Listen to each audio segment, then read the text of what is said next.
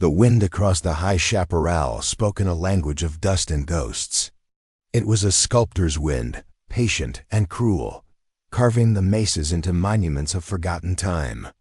On this land, silence was not an absence of sound, but a presence.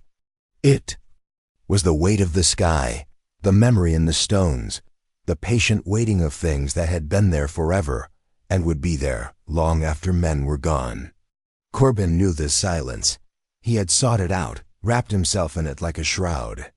His cabin, a ragged assembly of sweat and sawn pine, clung to the base of a nameless butte, a scar on a landscape that tolerated no imperfections.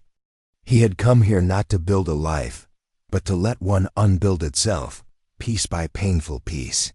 It was in the season of the long shadows, when the sun bled out early and the cold seeped up from the ground like a final truth, that he found her. He wasn't looking. He was checking his traps along the frozen artery of what, in a kinder season, was Rabbit Creek. The ice was a dirty lace over the stones, and the air was so still it felt brittle enough to shatter. At first he thought it was a deer, a bundle of brown and hide half-slumped against a snow-dusted boulder. But the brown was a blanket, coarse and woven with symbols he recognized with a familiar dread, and the crimson seeping into the snow around it was not animal blood. It was too bright, too tragically human. He moved closer, his boots crunching a protest against the sacred quiet. The figure was small. A girl, native, her black hair, a spill of obsidian ink against the white, was matted with ice and something. Darker, her face, turned away from him, was the color of old clay. She was dying. He could feel it. The land was already beginning to reclaim her, the cold leaching the last of her warmth into the frozen earth. Corbin stopped, a dozen paces away. This was not his business. This was the one thing he had traveled 1,000 miles of remorse to avoid. This was a treaty he had no right to sign, a conflict he had no currency to enter. Helping her was an act of war. Leaving her was an act of murder. He had lived with the ghosts of the first. He wasn't sure he could bear the ghost of the second. His past screamed at him from the sigils on her blanket. It was Apache. Chiricahua, most likely. He saw the flash of blue cavalry coats, heard the bark of a Spencer rifle, smelled the gunpowder and the terror that had been the backdrop to his own damnation. To touch her was to touch that memory. He turned to walk away. His jaw was a knot of iron. He would go back to his cabin, stoke the fire, and let the wind have her. It was the way of this place. The hawk takes the rabbit. The winter takes the week. The past takes everything. He took 3 steps. Then he heard it. A sound so faint it was more a vibration in the bones of his skull than a noise in his ears. A whisper. A sigh of air across frozen lips. It was a sound of immense effort, the last ember of a life fighting the void. He stopped. The silence that followed was different. It was accusatory. The hawk cry that suddenly split the air above him felt like a judgment. He looked up, saw the raptor circling against the steel plate sky, its eyes seeing everything. Slowly, cursing himself, cursing the God he no longer believed in, cursing the unyielding memory of the land, he turned back. He knelt.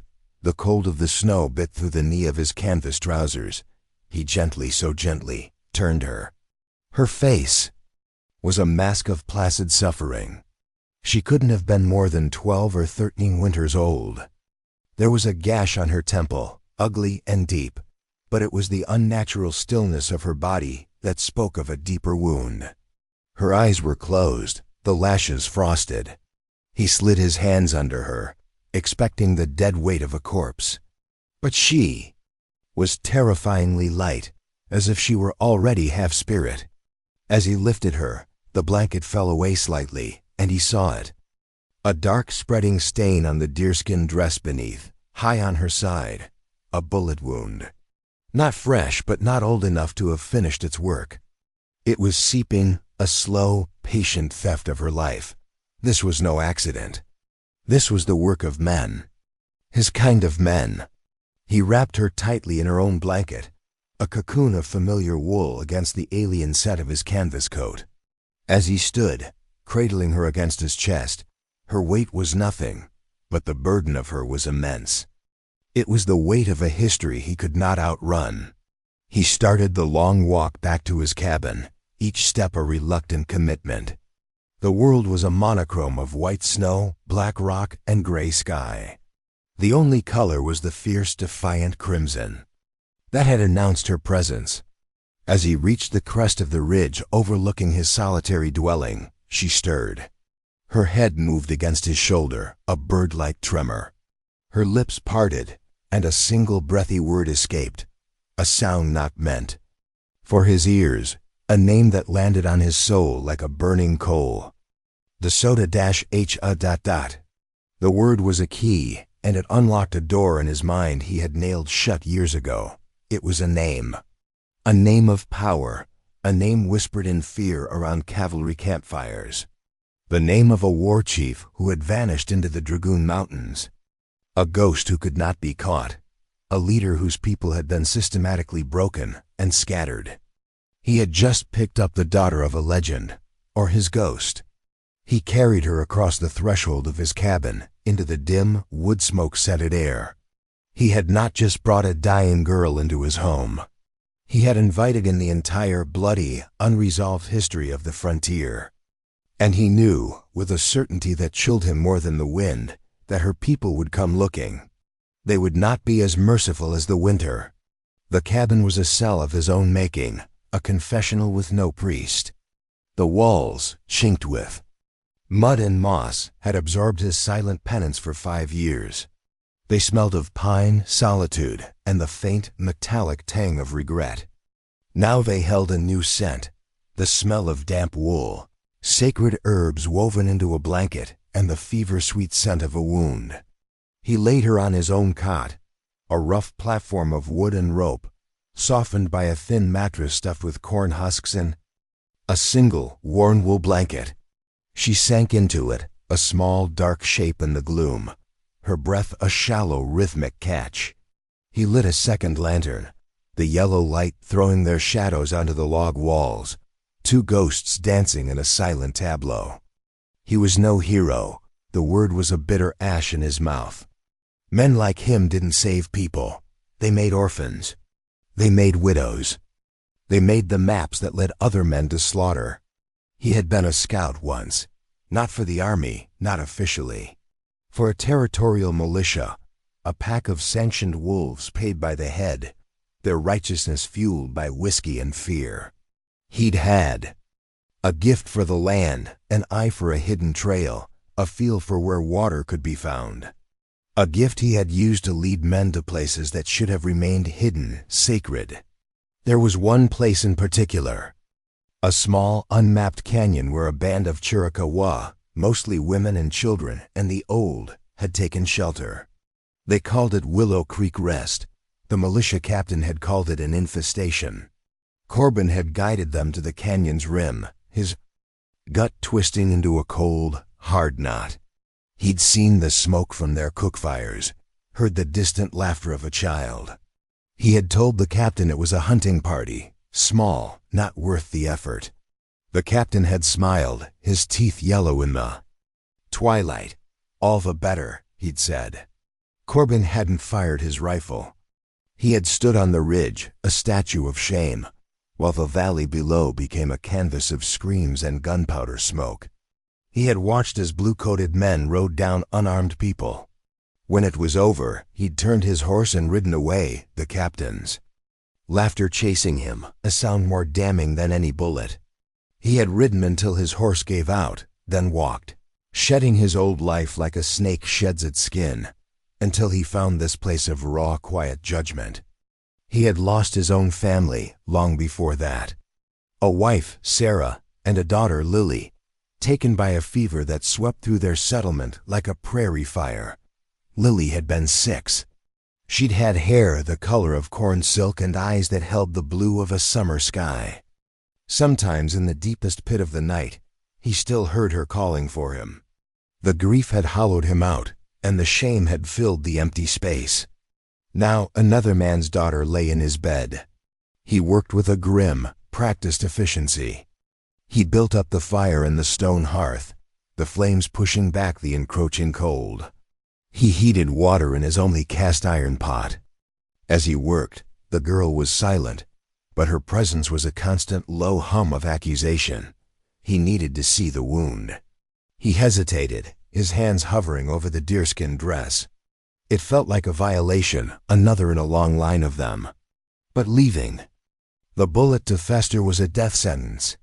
With a muttered apology to the spirits of the room, he took his knife and carefully slit the seam of her dress along the side.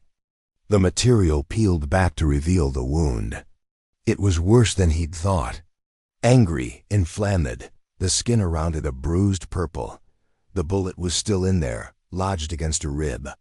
He was no surgeon, but he dug lead out of men and horses. Before, it was a butcher's work. As he cleansed the area with hot water and a clean rag, she didn't flinch. Her eyes remained closed. But a single tear escaped the corner of her right eye and traced a clean path through the grime on her temple. It was a tear of such profound, silent sorrow it stopped his breath. He looked at her face, truly looked at it in the flickering light.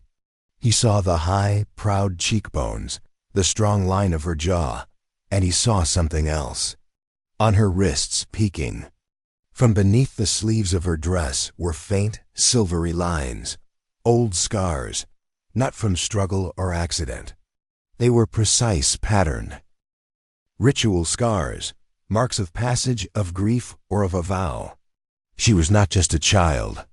She was someone with a place, a purpose, a history etched into her very skin. He worked for an hour, his hands slick with her blood and his own sweat. He sterilized. His knife in the fire whispered another apology and probed for the bullet. She gasped then, a sharp intake of air, and her eyes flew open. They were not the eyes of a child. They were ancient, dark, deep, and utterly devoid of fear. They held the vast, cold emptiness of the night sky. She stared right at him, not at his face, but through him, as if he were a pane of dirty glass. She saw the canyon. She saw the blue coats. She saw the shame coiled in his gut. He found the bullet, a flattened piece of lead, and worked it free. Her body went rigid, but she made no sound. He dropped the metal into a bowl with a sickening clink.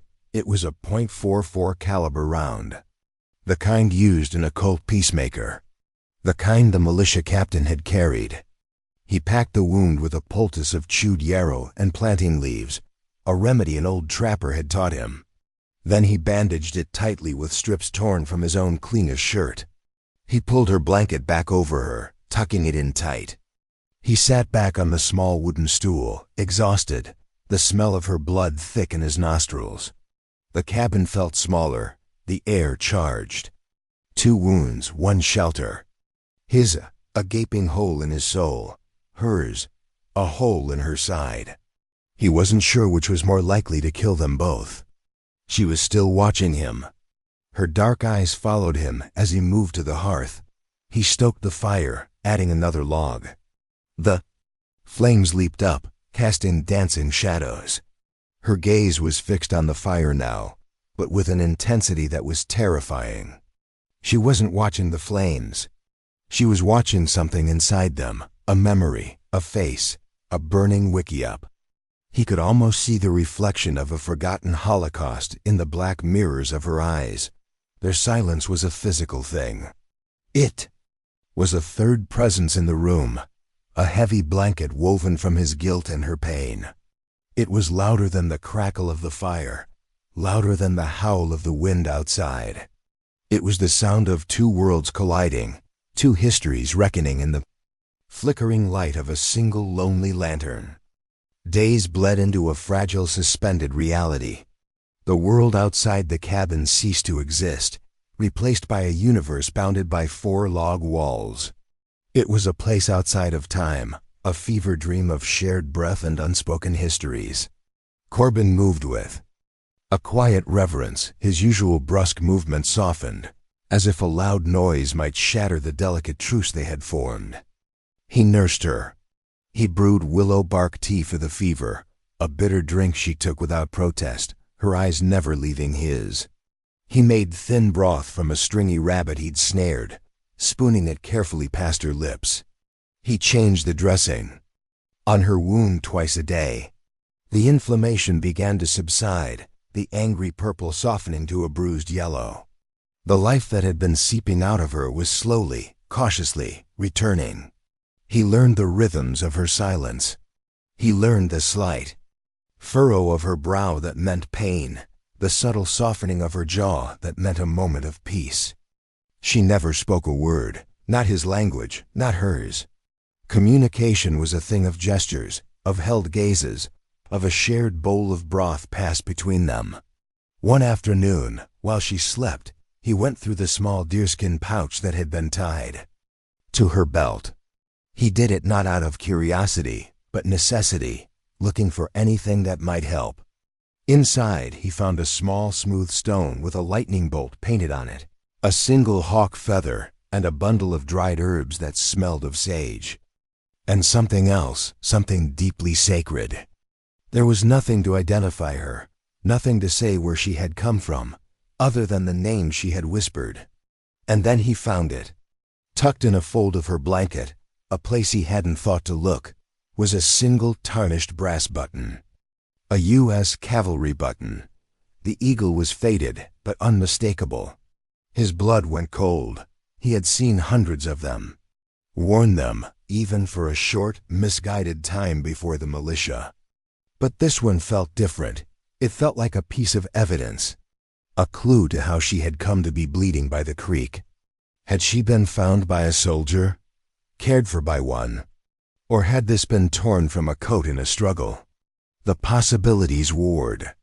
In his mind, he took the button outside, his hand trembling slightly. He dug a small hole in the frozen earth behind the cabin, next to the graves of his wife and daughter he had marked with simple wooden crosses. He dropped the button in. It felt like burying a piece of his own past, a final futile attempt to erase a sign. He covered it with dirt and snow, a secret shared only with the dead. When he returned to the cabin, she was awake, and she was watching the spot where he had been standing. It was impossible. She couldn't have seen him. But her eyes were fixed on the door, and in them he saw a knowing that defied logic. That evening, something shifted. The fever broke. He wiped her brow with a cool, damp cloth, and for the first time, her gaze seemed to focus on him, not through him. She watched his hands as he tended the fire. He had calloused, scarred hands. Hands that had known ropes and rifles and the rough bark of trees. He sat on the stool, weary, watching the flames. The cabin was warm, safe, a lie but a comfortable one. After a long silence, she moved. Slowly, she pushed herself up, her back straight, her face a mask of composed dignity, despite the pain it must have cost her. She reached a slender hand toward the hearth, her fingers tracing patterns in the air just above the stone. Then she dipped her finger into the pile of gray ash beside the fire.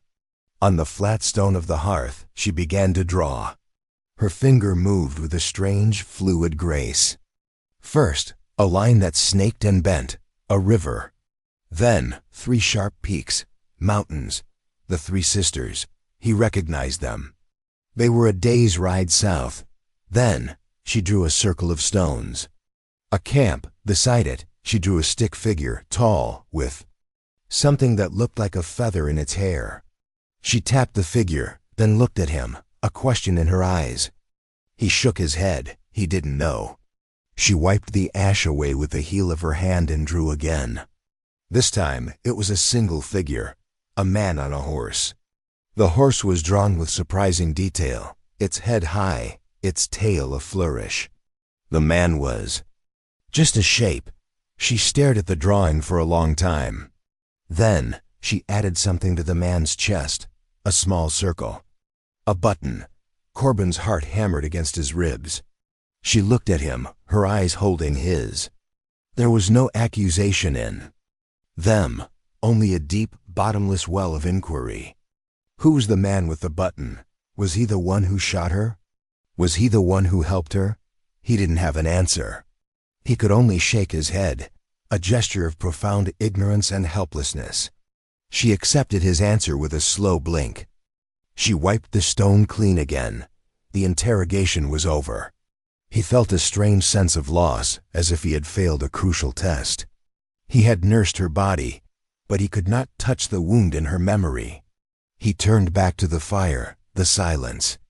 In the cabin returning, but charged with a new weight. It was the silence of a story half told, and then she began to hum. It was not a song. It was a single, low note that vibrated in the small space, a sound that seemed to come from the earth itself. It was a sound of mourning, of memory, of immense, ancient power. It rose and fell in a rhythm that matched the slow pulse of the land. Corbin froze. He had heard songs like that before. From a distance, around fires he was not invited to.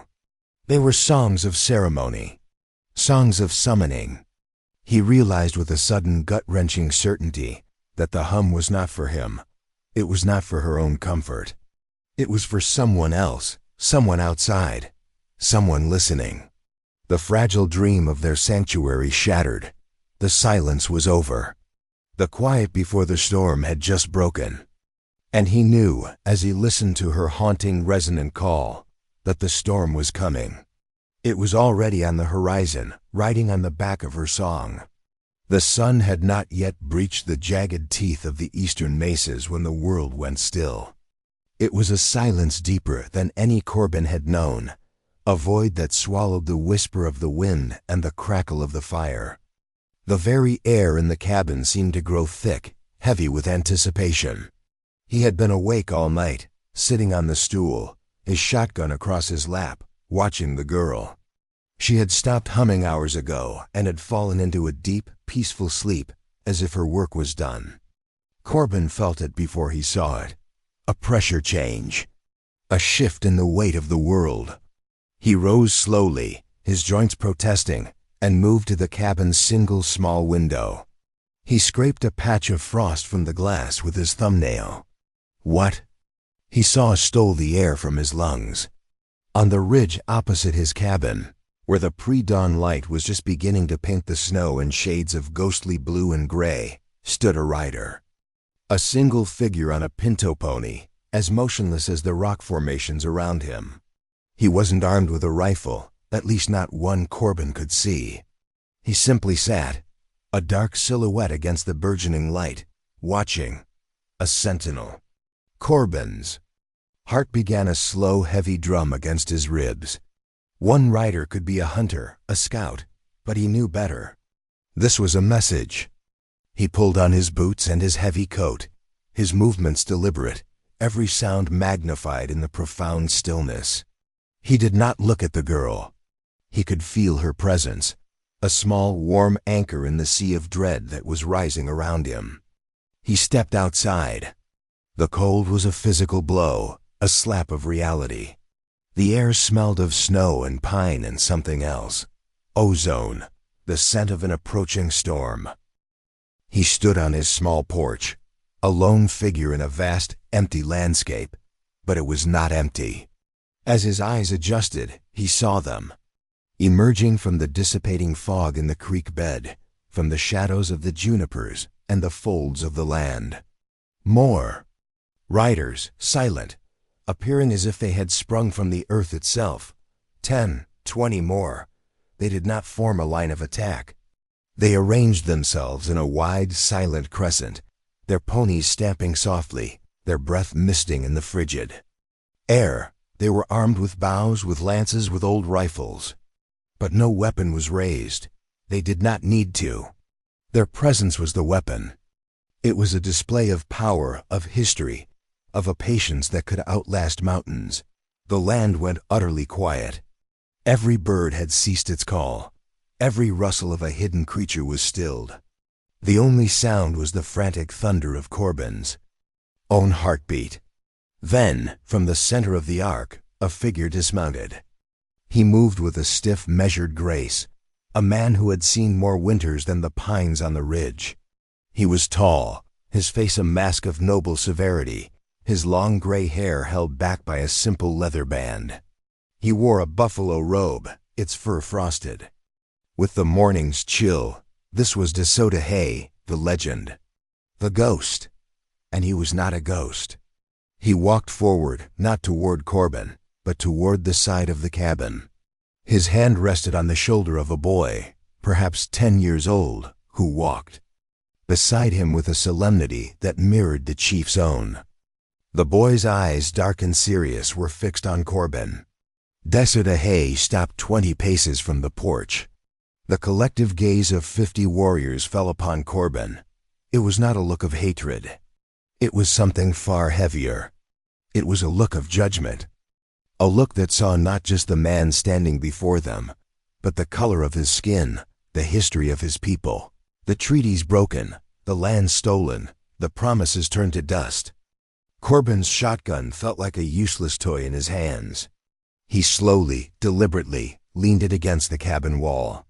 He raised his empty hands, palms forward, a gesture of peace, a gesture of surrender.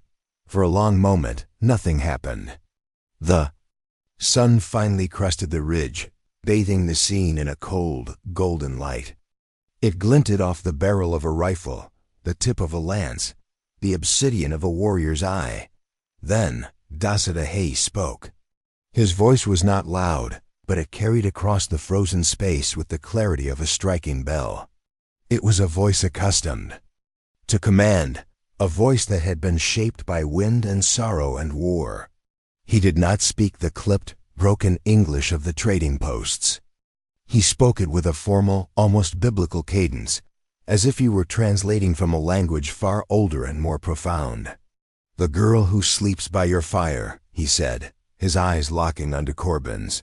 "The one who carries the memory of the dew, Taliani." He had given her a name, or spoken the name she already carried. "You touched one of ours." The words were simple, a statement of fact, but they landed with the force of a landslide. They were an accusation, a declaration, and a sentence all in one. "You, a white man, an outsider, one of the destroyers, have laid your hands on one of the people." Corbin's breath hitched. Fear was a cold knot in his stomach, but something else rose to meet it. Not defiance, not pride, atonement, the shame he had carried for years, a private festering wound, was now public. He was standing before his judges. The boy beside the chief whispered something in Apache. DeSoto Hay kept his eyes on Corbin, but he gave a slight, almost imperceptible nod. Corbin knew what he had to do. It was not a thought, but an instinct, a deep, cellular recognition of his place in this moment. This was not a negotiation. It was a reckoning. Slowly, deliberately, he stepped off the porch. He walked 10 paces into the snow, his boots sinking into the white blanket that covered his sins. He stopped, halfway between his world and theirs, and then he dropped to one knee. He bowed his head, his gaze fixed on the snow at his feet. It was not an act of fear. It was an act of penance. He was not begging for his life. He was acknowledging their right to take it. He was kneeling before the weight of their history, before the ghost of the canyon, before the crime for which he had no name, but they had 1,000. In the vast ringing silence, he offered the only thing he had left, his submission. The wind picked up, swirling snow around his kneeling form. The warriors watched, their faces unreadable stone. The world held its breath, waiting for the verdict.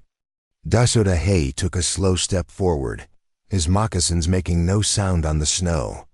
The air crackled with a power that was ancient and absolute.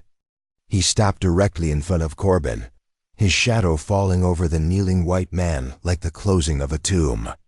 "You have the scent of the blue coats on you," the chief stated, his voice a low rumble. "The smell of iron and regret, but you did not kill her. You pulled their lead from her flesh. It was not a question." Corbin did not look up. "I did," he whispered to the snow. You gave her water. You gave her your fire, Dasotahe continued, his words dissecting Corbin's actions, laying them bare. These are simple things, but they were not given at the place she fell. A cold dread, sharp and specific, pierced through Corbin's shame. She carries a story, the chief said, his voice dropping lower, becoming more intimate, more dangerous. A story of a different creek, a place of willow trees and shallow water, a place where the laughter of children was silenced by the thunder of your kind. Corbin's head sank lower, the muscles in his neck straining. He knew the place. He could see it behind his closed eyes. Willow Creek Rest. You were there, Dasotahe stated. The words were not an accusation. They were a pronouncement, a truth plucked from Corbin's very soul. You stood on the rim of the canyon. You watched the wolf devour the lambs. How could he know? How could they possibly know? Corbin's mind reeled. Had he been seen, remembered? Or was this something else? A vision, a knowledge that transcended the physical world?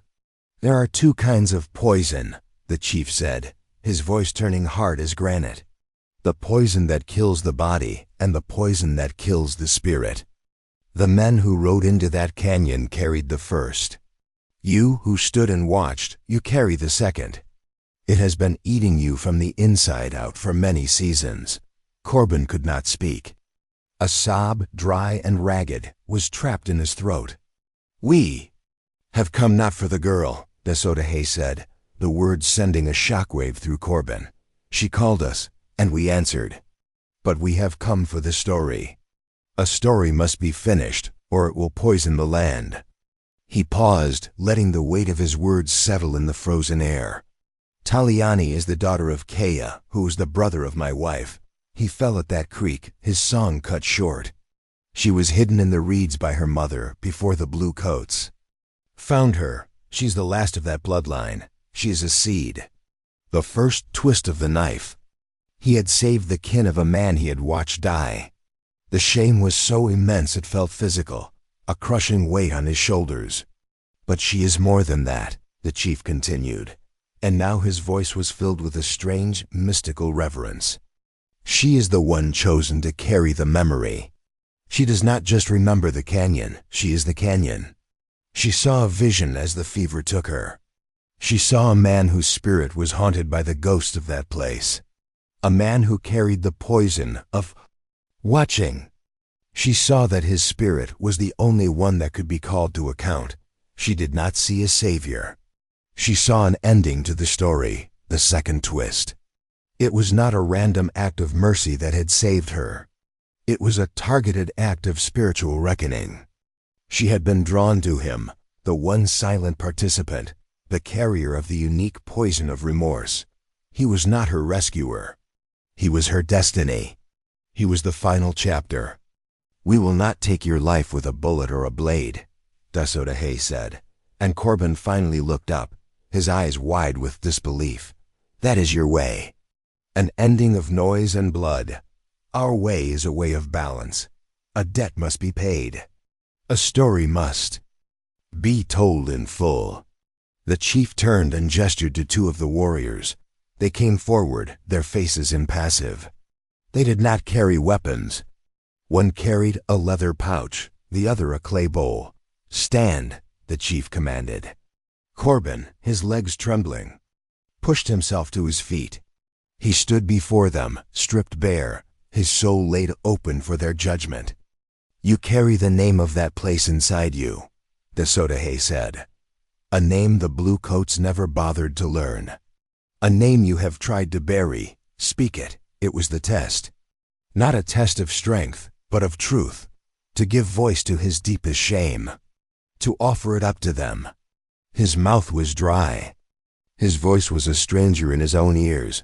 A cracked and broken thing. Tress. Hermanas. Creek, he rasped, naming the militia's map point, the white man's name for the place they had violated.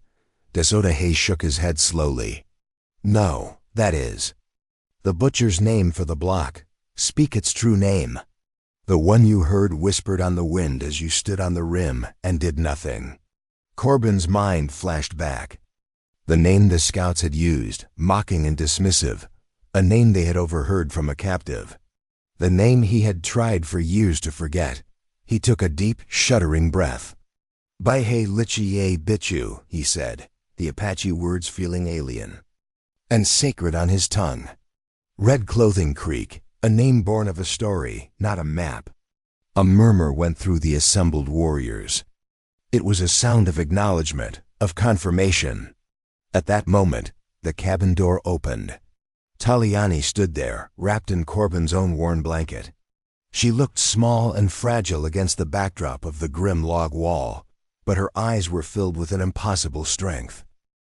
She walked slowly, deliberately, across the porch and down the steps, her bare feet pressing into the snow. She did not seem to feel the cold. She walked past the warriors, past her great-uncle, the chief, and stopped directly in front of Corbin. She looked up at him, her dark eyes searching his. He saw no anger, no fear. He saw a profound, unsettling peace. She raised a small, slender hand, and she placed it gently on his bowed head. The world held its breath. The touch was not one of forgiveness. It was not one of affection. It was a touch of connection, a sealing, a claiming of the story, of the debt, of the man himself. In that single silent gesture, she bound his spirit to hers, his shame to her survival. It was a moment of irrational mercy, of a grace so profound it was terrifying. He hadn't begged for punishment, yet here was a verdict far more complex than any pain they could inflict. They weren't giving him peace. They were giving him purpose, a burden he would carry for the rest of his days. De Soda Hay nodded, as if this was the final required piece of the ritual. "It is done," he declared to the silent assembly. "The story has been witnessed. They did not take him prisoner. They did not raise a hand to him. They walked him from his cabin, a silent escort of warriors on either side, his feet sinking into the same snow that held their history. He did not know where they were going. He did not ask. His life was no longer his own. It belonged to the story now. They led him to their camp, a hidden collection of wickiups and horse lines nestled in a deep, wind-sheltered arroyo a mile away. It was a place that did not exist on any white man's map.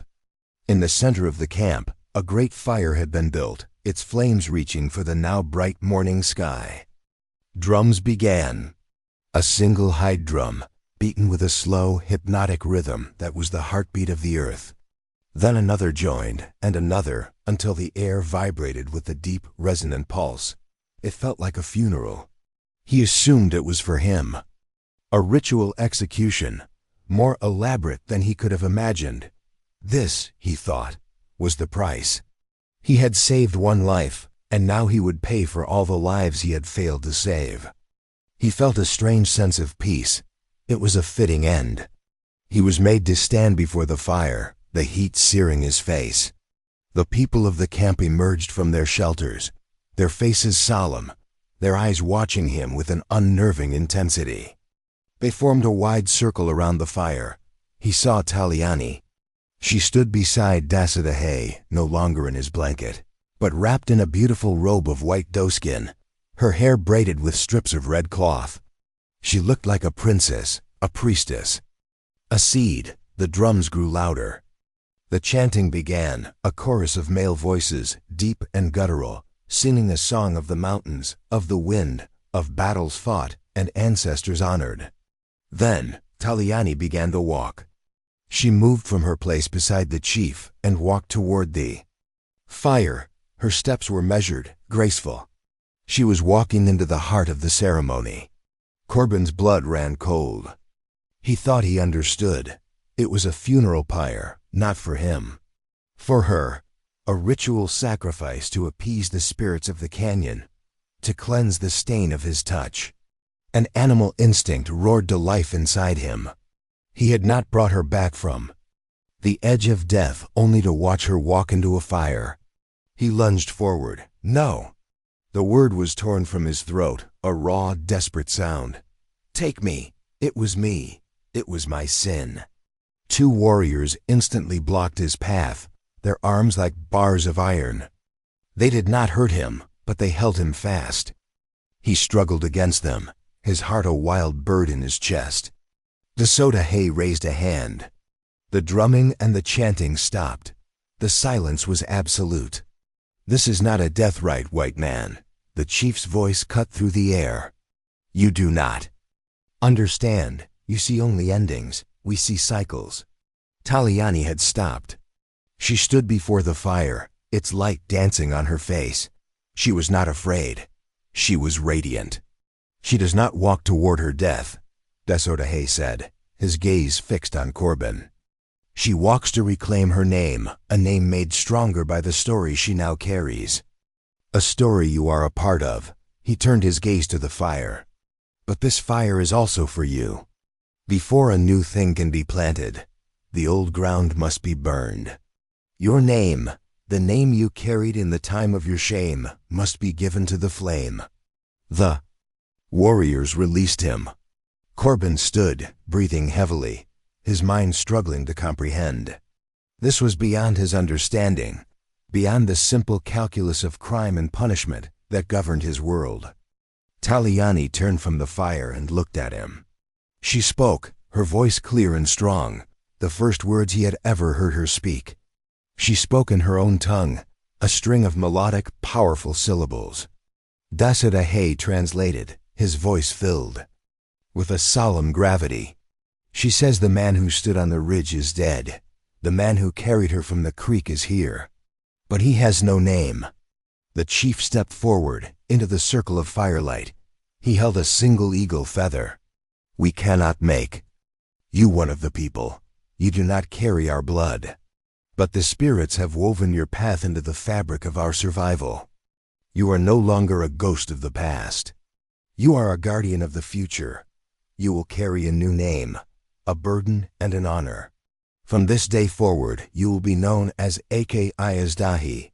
He paused, letting the strange, beautiful word hang in the air. He who carries the last ember. It was not a title. It was a sentence, a life's purpose. He was being given not her hand, not a place in their tribe, but a sacred, irreversible duty. To protect the seed, to carry the memory of the fire that nearly extinguished her people, and to be the living proof that one ember, if sheltered, could one day rekindle a nation. It was a fate so profound, so utterly outside his own cultures. Comprehension, it left him breathless. He did not return to his cabin. Its purpose was served. The man who had built it, the hollow man named Corbin, was ash given to the fire. Akayazdahi remained. He did not live among them. He was not one of them. He took up a new life on the periphery, a silent sentinel living in a small stone shelter he built high on the canyon wall overlooking their hidden camp. He was a bridge, a watcher, a warning. His presence was a buffer between their fragile world and the encroaching one he had come from. He learned to read the smoke of their fires, the movements of their horse herds. He watched Taliani grow, saw her from a distance as she became a woman, her laughter carrying on the wind like a prayer. They left food for him at the base of the trail to his shelter, a haunch of venison, a bag of roasted mesquite beans, a skin of fresh water. They never spoke to him. They did not need to. The pact was silent, eternal. Years passed. The world changed. More blue coats came, then men with maps and measuring chains, then fences. But their hidden valley remained untouched, protected by its geography and by the ghost who lived on the ridge. Sometimes, travelers or prospectors would stray too close, and they would be met by a gaunt, weathered white man with ancient eyes who would simply stand in their path, his presence a more potent deterrent than any rifle they would speak of. A mad hermit, a man who seemed more a part of the rock than a creature of flesh and blood. They did not know they were looking at a living legend, a man with a name whispered only by the wind and the people he guarded. He died an old man, not by a bullet or a blade, but by the slow, patient hand of winter. His body found one spring morning in his stone shelter, his face turned toward the valley below. They brought him down and wrapped him in a fine blanket. They did not bury him in their ground, for he was not one of them. But they did not leave him to the scavengers, for he was one with their story. They built a platform for him high on the butte, facing the east, in the manner of their own honored dead. Taliani, now a respected matriarch, her hair streaked with silver, her face a beautiful map of her life, stood with her children and grandchildren as the last rites were performed. She looked at the still figure on the platform, the man who had pulled the lead from her side, the man who had knelt in the snow. A truth, known only to the land and the wind and the heart of her people, was whispered over his pyre, a final epitaph, more lasting than any words carved in stone. He had given what the bluecoats and the treaties never could, a moment of silence, a basin of water, and the weight of a name spoken aloud.